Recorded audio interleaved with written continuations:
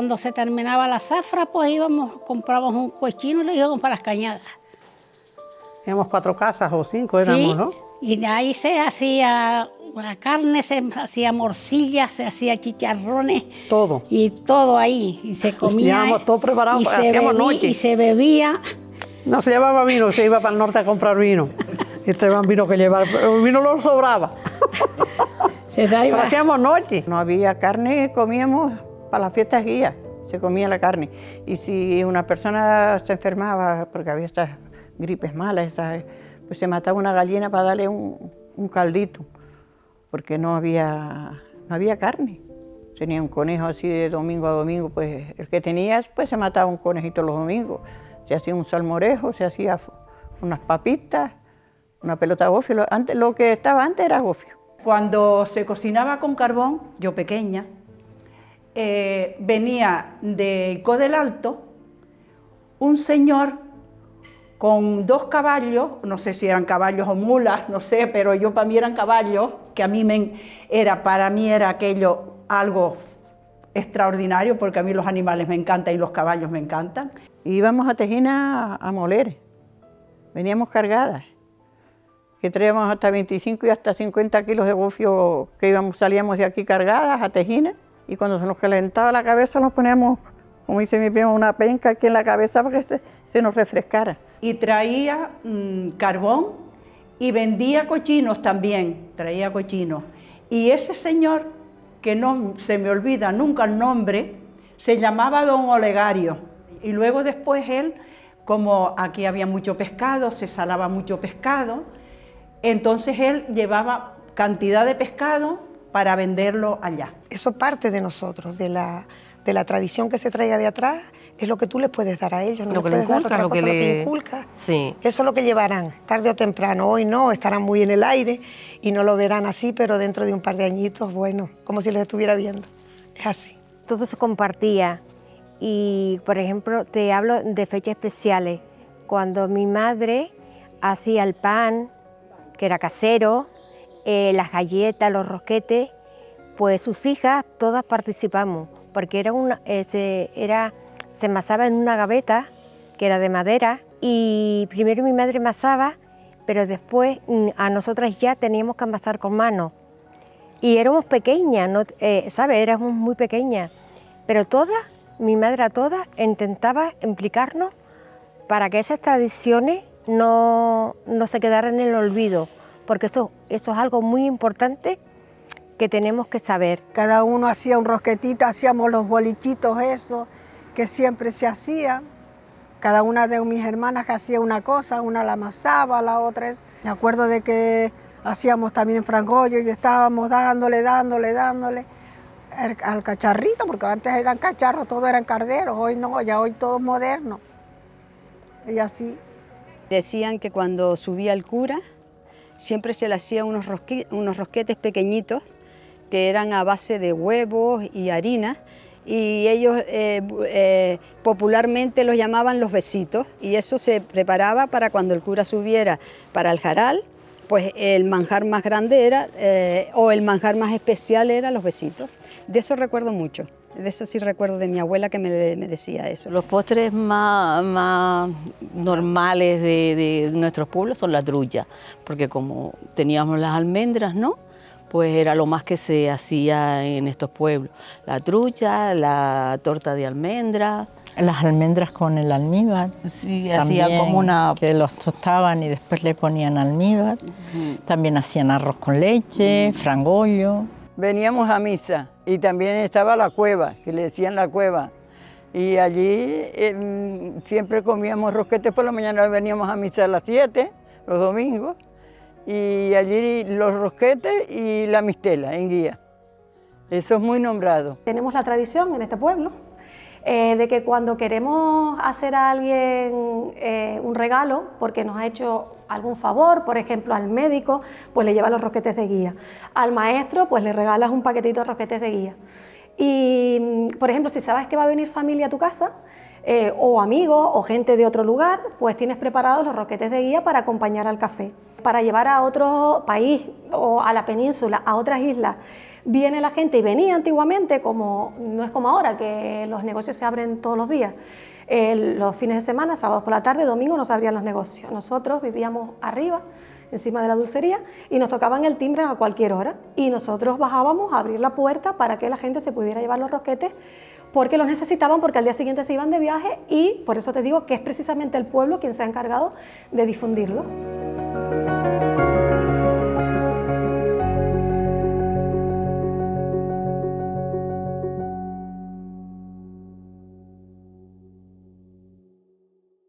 Se sembraba judía, los garbanzos, para hacer los caldos de trigo, pues con la carne de cochino que se mataban los cochinos de un año para otro duraba la carne. Se ponían en un cajón, se sacaban los pedazos de carne, se ponían de remojo y entonces se hacían los caldos.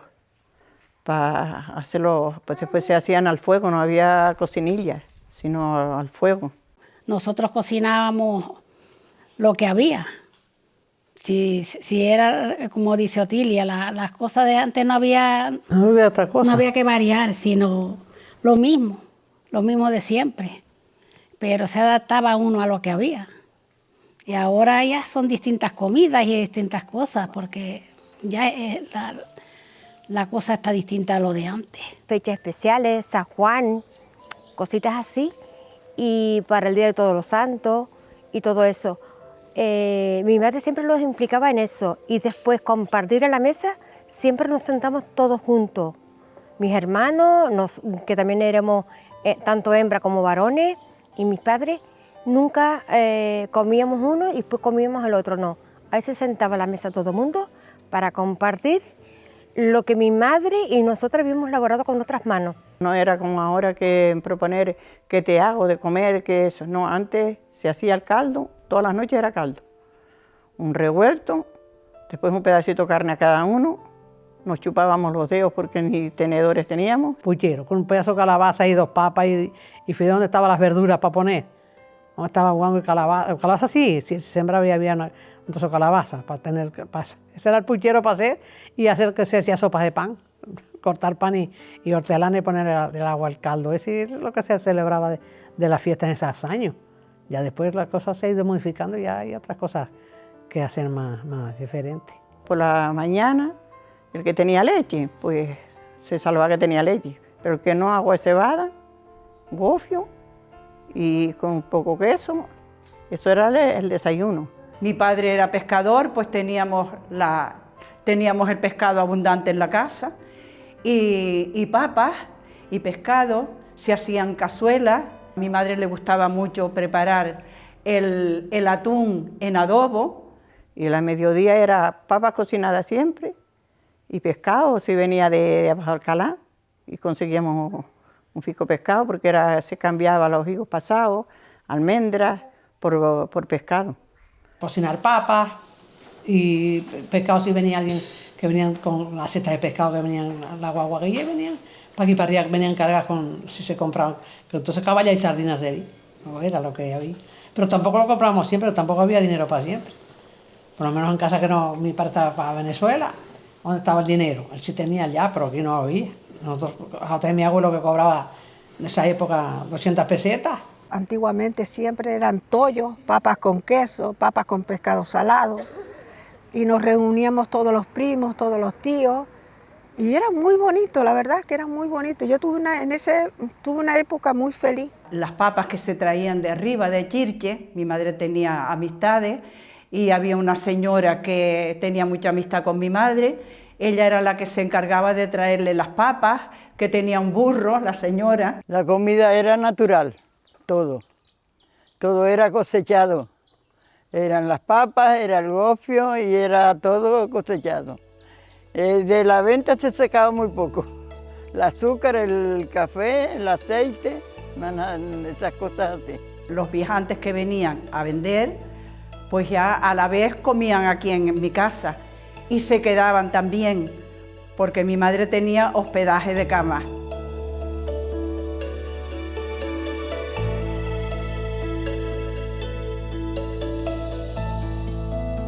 Era la fiesta más grande que había, era el trigo, cuando se cogía en esos tiempos el trigo, que nos reuníamos y cada uno hacía su granito de arena, los vecinos, los amigos.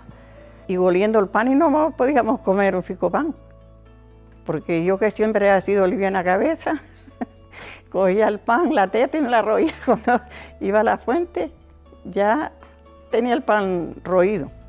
Y todos nos reuníamos alrededor de, cuando se terminaba el trigo, alrededor de, yo qué sé, de una mesa, no una mesa en el suelo. Comíamos queso, gofio. Así que pasamos mucho, no es como la vida de hoy. Se creó una amistad entre los viajantes, Nano Camacho, que era Nortisol, que esos vendían tejidos, como los herreros vendían tejidos. Don Casiano vendía tejidos, pero a la vez también vendía comestibles. Y don Nicolás Hernández Siberio y don Jesús Hernández Guzmán, que es ahora Jesús Man. Esa gente toda pues venía porque aquí habían tres ventitas y yo creo que mi madre era la más antigua. Se trillaban y después se ponían a llamar cuando el peso mediodía, cuando más calor hacía, se ponía a barrer la era. Íbamos para ayudar a barrer. Todos con nuestros baleos a barrer la era y después a aventar íbamos y después para ir sacar el trigo íbamos con el baleo dándole a la pajita y dejando el trigo y ahí con la zaranda. Con la zaranda, zarandeando, después para aprovechar lo que había, se lo zarandeaba de poco, zarandeé. Por eso, que tú zarandeaste eso, yo no. Sí, yo sí. Ayudar a barrer sí barrí. Yo sí, pero lo zarandeaba y lo último ya que quedaba, todo se aprovechaba. Y después se llenaban los sacos y para las casas y las pajas para los animales. Los carreños, los higos picos, pues se los cogíamos, se barría y después hacíamos y entonces nos poníamos a pelar de noche los higos para tenderlos los pasiles para los carreños, eran los carreños para comer, pues higos de leche que íbamos a pasar los pasiles. Así que nosotros teníamos una vida, la juventud nuestra pasamos por lo menos, y los demás más trabajo, pero pasamos mucho.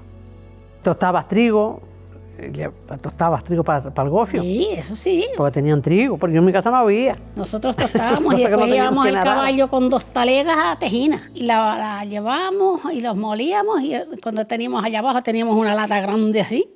Metíamos las 2 talegas llenas de gofio en la cacharra, lo tapábamos y ahí íbamos sacando todos los días cuando lo necesitábamos.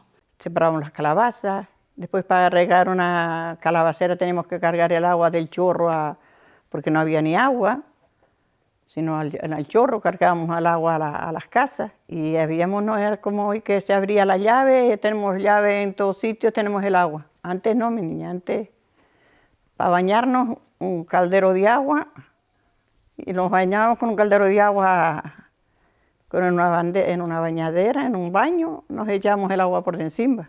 Nos poníamos a calar ahí, que venían los vecinos y eso, pues sí, me encantaba cuando venían las primas de mi abuela, y las familias o los vecinos que decían, mira, hazme un buchito de café.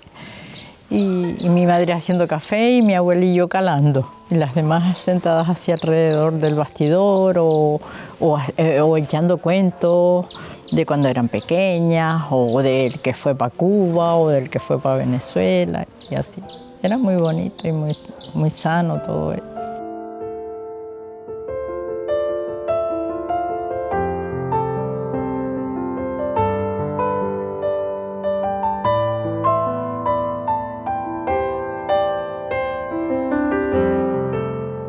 Los rosquetes de guía se empezaron a hacer en el año 1905. Los empezó a hacer mi abuela Mercedes del Pino con una receta que ella inventó. Y luego se han seguido haciendo generación tras generación con aquella misma receta hasta hoy en día. Se sigue haciendo como en aquel momento, rosquete tras rosquete. Aparte de eso no hay una maquinaria y aparte de eso se siguen utilizando exactamente los mismos ingredientes. No hay estabilizantes ni otro tipo de sustancias distintas a las que había desde un principio, que son productos son materia prima, huevo, harina y las que todos conocemos y que utilizamos en nuestras casas. Si podías hacer lo que eran las truchas, eso es el dulce que, primordial de aquí. Pero claro, no todo el mundo sabía hacer las truchas. Tenemos las tradiciones aquí en Guía de hacer trucha por las Navidades. O sea, por las Navidades y por la fiesta de Guía, que es en septiembre, se hace trucha. Entonces, a mí me gustaría que eso siguiera adelante. Las torrijas se hacían y también se hacían, que no me acuerdo ahora cómo se llamaba, que se hacía con el pan y los huevos, y eso sí se usaba mucho en Semana Santa. Picábamos las almendras, después se hacía la almíbar y se hacían las tonguitas que le decían las piñas, Emilio, de almendras. A pesar de las fiestas, ¿no?, de San Juan y eso que comíamos todos juntos, pues era la muerte del cochino, ¿no?, donde venían además de la familia los vecinos y después la repartida de la carne, el trozo de carne que en casa pues vete a fulanito, vete a ciclanito y se repartía en todos los vecinos, ¿no?, claro, en los más allegados y en los que más se apreciaban, claro. Siempre para esa fecha se guardaban los cabritos y se mataba un cochino, el cual se repartía a aquella gente que estaba cerca de casa de mi madre, de las casas de mis padres, se repartía para aquella gente que no tuviese, para que esa noche tuviera que comer. Y el postre normalmente, pues el frangollo. Todo eso se ha perdido. Pero sí me acuerdo de recuerdos muy bonitos, cuando mi padre mataba a los cochinos, que mi padre solía poner el ventorrillo, y en la matanza del cochino estaban todos mis tíos, mis primos.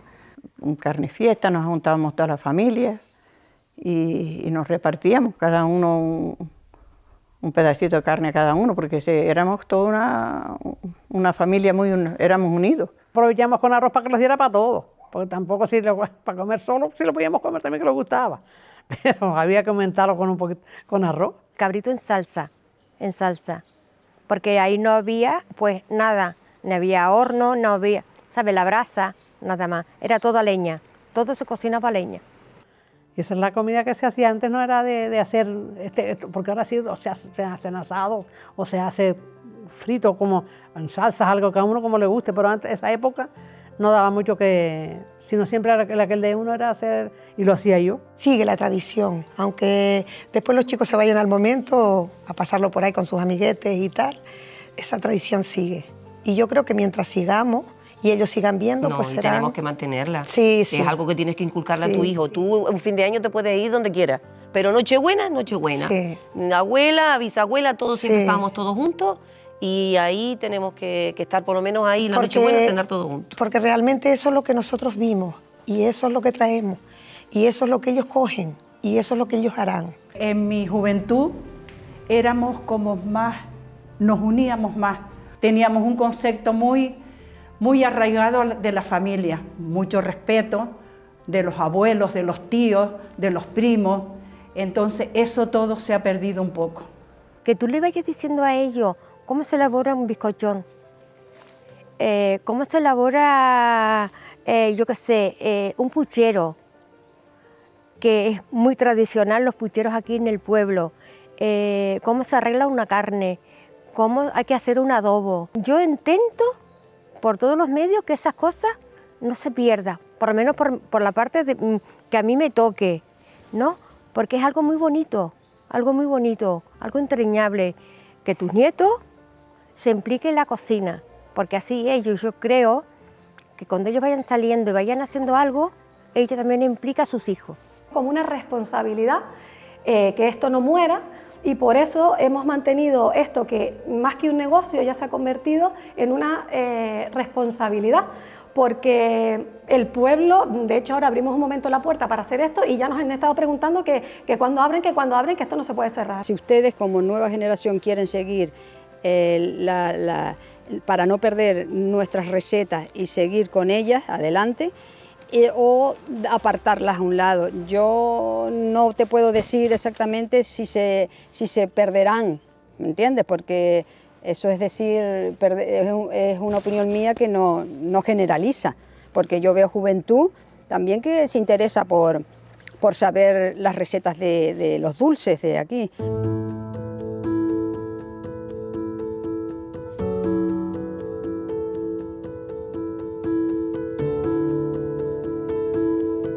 La sabiduría toda que tenemos la hemos ido como estudiando a lo largo de la vida, y cuando ya vamos pasando una edad, pues ahora es cuando la comprendemos de verdad. Y lo que queremos es que ellos, ¿sabes?, podérsela meter ahí, en su cabecita de ellos, ¿sabes?, que no pierdan ni un minuto de lo que sentimos nosotros, pero está ahí. Cuando llegaban a tu puerta y la cantaban a los más pequeños, que sería mi hermana y yo, venía y nos cantaba esos romances, eso es precioso. Eso es precioso, cosa que aquí no se hacía. Aquí no se hace, pero en La Gomera sí. Muy bonito, muy bonito. Y era una vida feliz, porque nos reíamos, nos juntábamos de noche, pues se decían cuentos. Qué raro era la casa que no se rezara el rosario. Antes de cenar había que bendecir la mesa y rezar el rosario. Ahora, ¿quién reza un rosario antes de comer? Nosotros criamos a nuestros hijos y acá nuestros hijos todavía siguen queriendo la comida que nosotros le hacemos. Ah, claro. ¿Es o no? Claro. Yo digo por lo mío, me dice, madre, usted no cambia de que otro diga una receta. Y ellos decían, dice, ay, sí, es la salsita de mi madre, para mojar con pan, sí. La salsita de mi madre. Pero... Eso viene de atrás, sí. De generaciones. De mi abuela, después mi madre y después yo. La suerte de vivir al lado de mi madre, y siempre ella me decía, ¿no?, cuando se me veía malita, a mí no me importa cuando yo me vaya a ir, porque yo sé que tú estás ahí y tú vas a seguir, ¿sabes? Vas a seguir con esa tradición de unir a tus hermanos, de que no se vaya uno por un lado y otro por otro. Lo vivíamos cuando éramos pequeñas, a raíz alrededor del fuego, ¿no? Había la cocinita donde se calentaba la leche y eso, y después estaba la de donde se hacía el potaje, y se hacían las cositas, y de la mesita, y ahí los mayores se ponían a hablar de sus cuentos, de Cuba, de los espíritus, y cuando ya entraban en cosas que los niños no deberían escucharnos, nos decían, venga, a acostarse, y nosotros no nos queríamos ir porque nos gustaba escuchar a los mayores contando las historias de antes. Yo me acuerdo que una abuela mía le encantaba contar todas esas cosas y eran de miedo, ¿no? Porque ella salía muy temprano a trabajar y a lo mejor que si veía una cosa por aquí y que después se convertía en grande, y a mí me encantaba oír todo eso. Tienen más de todo, se pueden preparar mejor, intelectualmente pueden ir a estudiar una carrera a La Laguna, pueden hacer muchas cosas, ¿no?, que nosotros no tuvimos esa suerte. Pero de la juventud de ustedes, no les envidio nada. Esta sería para que no lo vean, hombre. Muchas gracias. Venga,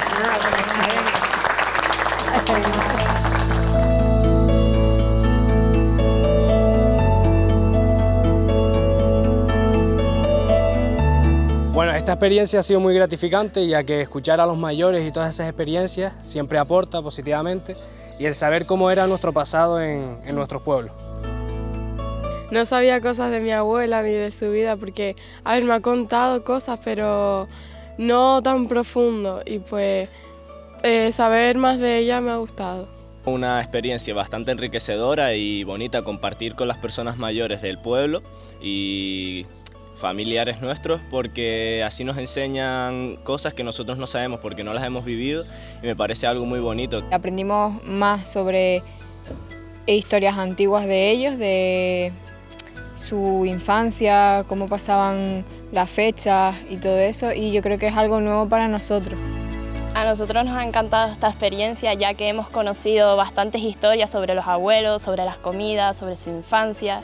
Sentarte a charlar con personas tan mayores que han vivido tantas experiencias, que te cuenten su infancia, sus vivencias tan duras, pues al final te nutres de esa información, y nosotros con nuestra edad pues nos damos cuenta de sus vivencias, lo mal que lo han pasado, y pues contemplamos la vida desde otra perspectiva. resaltar el orgullo que siento yo por estos chicos, por estos alumnos.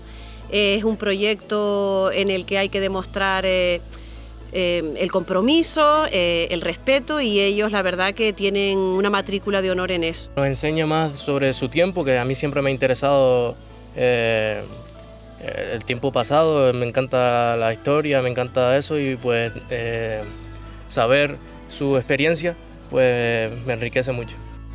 Yo invitaría a todos los jóvenes a coger a sus abuelos, sentarse una tarde y hablar con ellos, porque la verdad es que se aprenden muchas cosas y al fin y al cabo son como los bebés, que tú también vas aprendiendo cosas de ellos, y es una experiencia la verdad que muy buena. Y la importancia de, con cualquier motivo, con cualquier cosa, pues juntar la familia para cualquier cosa. Me emocionó a mí ahora Jorge. Ahora me emocionó Jorge. Que el alumnado se ha implicado muchísimo y estoy muy orgullosa de ello. Aprendo cada día del alumnado y hoy ha sido un día mágico.